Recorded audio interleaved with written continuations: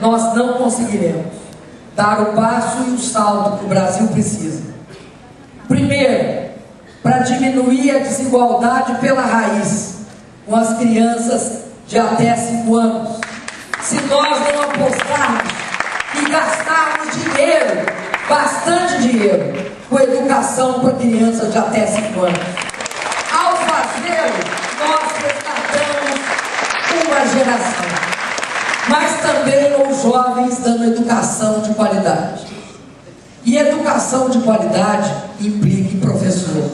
Pagar professor de forma digna, dar formação continuada, não recebemos por cacetete, nem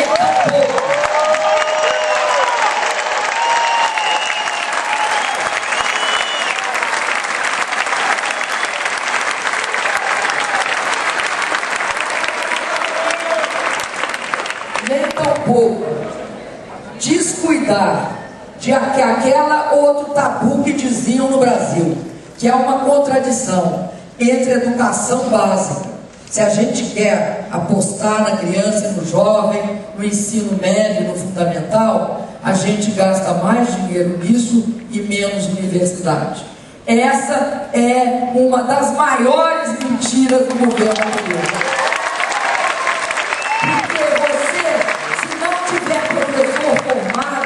Universidade não tem como dar qualidade de ensino.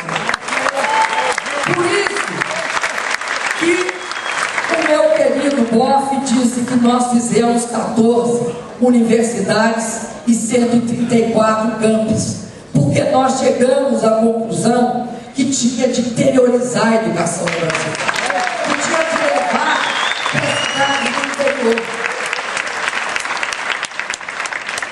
E eu acho que uma sociedade e uma economia desenvolvida também precisam de uma nação desenvolvida. E assim como nós temos de valorizar a nossa biodiversidade, que é única, nós temos de assegurar que o respeito que nós tivemos na Conferência de Copenhague, porque fomos os únicos países do mundo que assumiram, independentemente do que os outros iam fazer, a meta de redução dos gases de efeito estufa entre 36% e 39% foi o Brasil. E isso está baseado nos nossos compromissos com a redução do desmatamento de 80% na Amazônia e de 40% no Cerrado. Nós temos de ter orgulho de todas as políticas de meio ambiente implantadas no Brasil, inclusive pela ministra Marina, pelo ministro Mink e pela ministra Isabel. Porque o Brasil reduziu o desmatamento. E nós, hoje, somos um país também comprometido com a melhor matriz energética desse planeta. O pré-sal, o petróleo extraído do pré-sal, não é para sujar a nossa matriz, porque nós temos uma matriz limpa. O petróleo que nós extraímos do pré-sal é para exportar, é para garantir que haja riqueza suficiente no Brasil para fazer 3 coisas. Primeiro, criar um fundo social. Fundo social para gastar em educação, ciência e tecnologia, meio ambiente, cultura, saúde e erradicação da pobreza. Segundo, enquanto nós tínhamos um petróleo de baixa qualidade e muito difícil de achar, dava para conviver com um sistema que concedia para quem encontrasse o petróleo a propriedade dele. Lá no fundo do mar era nosso. Como era difícil de achar, criaram no governo passado um modelo que se chamou de concessão, que se caracterizava pelo fato que o petróleo, quem encontrasse, ficava dono do petróleo. Quando nós descobrimos o pré-sal, nós discordamos desse modelo. Primeiro, porque é um petróleo de altas qualidades. Segundo, porque a gente sabe onde ele está. E sabe por que onde ele está? Porque a nossa empresa pública, Petrobras, descobriu o pré-sal.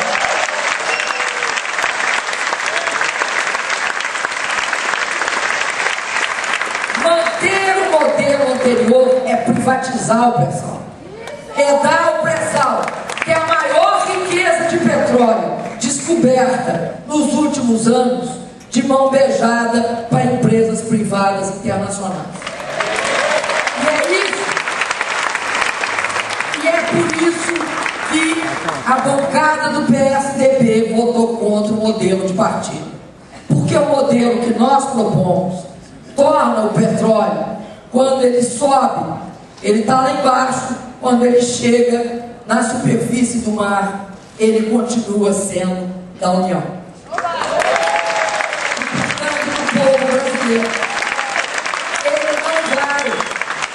Ele não vai diretamente para a empresa que achou. Primeiro ele vai para a União, e a União faz uma partida. Fica com uma parte que ela decide quando, dependendo do tamanho da jacida. É o modelo que todos os países que têm muito petróleo adotaram. E é isso que está em questão também nessa eleição.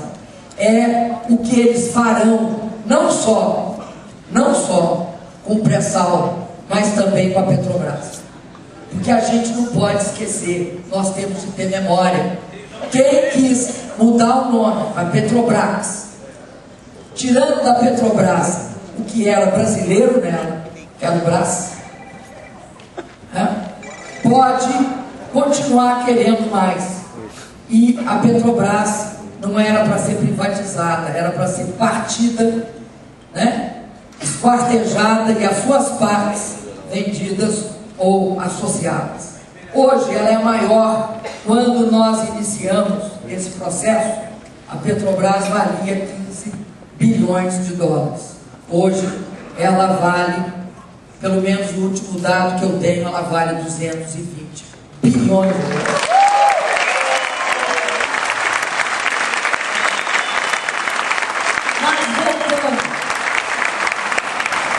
Voltando à questão da nação, eu não acredito que seja possível uma sociedade e uma economia desenvolvida se a gente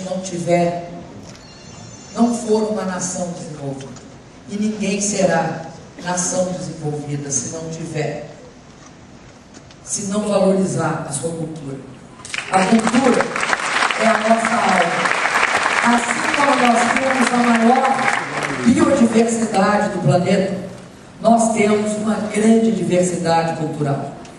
Uma diversidade cultural que tende a aflorar e que ela é fundamental para que a gente retome todo o sentido de nação, mas também valores e princípios éticos, morais, que nos transformem, de fato, num país desenvolvido.